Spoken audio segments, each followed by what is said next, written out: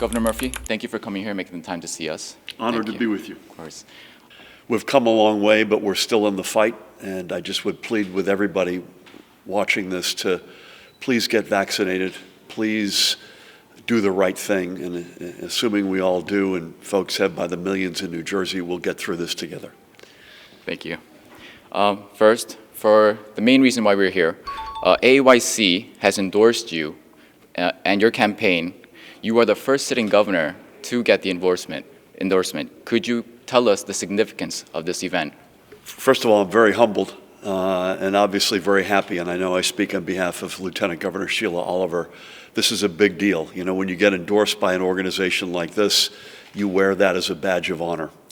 So it's Asian American Youth Council. So that captures a couple of different reasons why it's a big deal. First of all, we've got one of the largest and fastest growing Asian American communities of any American state, in the top handful. We're in Tenafly right now, which is a great example of that exploding and very valuable, very important community. And secondly, youth. Too often, particularly in elections, too often in politics, youth aren't participating at the level that they need to, because so many of the decisions we make today impact the future and their future. So in both of those respects, to have the Asian American community on our side, to have the youth within that community stand up and say, we want to be with this guy and with this lieutenant governor, those are big deals. We don't take them for granted, and I promise you we're better for it. Thank you. As the main topic of our life currently is coronavirus, COVID-19, do you have any guidances going forward on mask mandates or vaccinations or businesses requiring vaccination cards? Yeah, so on vaccinations, we are among the most vaccinated states in America, so that's a good thing, but we're not as vaccinated as we need to be. So I would plead with people to put aside the politics, to step up and get vaccinated. There are a lot of people out there, in fairness, who have what I would call legitimate reasons why they're not vaccinated. They may not speak English, they may be working several jobs, they may think it may impact their immigration status, they think it costs money, whatever it might be. That's why we're knocking on doors in dozens of communities every day. So get vaccinated, number one. Yes. Number two, if you're inside, you and I are a few feet apart, and I'll put my mask on right when this interview is over. But when you're inside and you're not sure of whether folks are vaccinated or you're packed in together, probably smart to have a mask on. I'd strongly recommend that. In schools, we're going to mandate that, at least at the beginning of the school year, for everybody. Not a decision that makes me happy, but it's the right decision. And I think if folks do the right thing, as they've done by the millions in our state since this pandemic began, get vaccinated, wear masks, we're going to get through this thing. Thank you.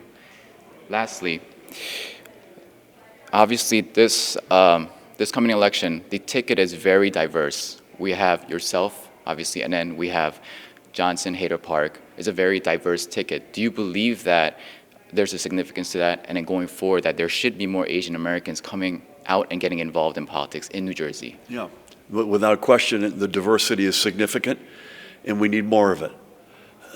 When communities explode in growth, as the Asian American community is, as we speak in New Jersey, typically elected office representation, appointed, judicial, whatever it might be, lags the growth in the population.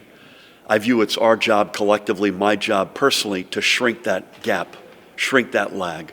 And I think just pick Ellen Park as an example, a Korean American running right here in this district, the 37th. Getting Ellen elected is a big objective, getting that whole team elected. But the answer is yes, it is a big deal. We are in many respects the most diverse state in America. We need to make sure that our politics reflect that. We've made significant progress, but we have more progress yet to make. Yes, thank you. Lastly, our network is very it is Korean American based, obviously in New York, New Jersey. Do you have anything you'd like to say or express to the Korean American community? Listen, I We wear the presence of the Korean American community in our state as a badge of honor. As I mentioned earlier, the Asian American Youth Council, which was born, by the way, in reaction to hate words, to hate speech. And let's not underestimate the discrimination that the Asian community, Korean and more broadly Asian community, faces in our state and our country, and we're committed to pushing back and fighting against that. I've been to Korea many times myself. I used to live in Asia.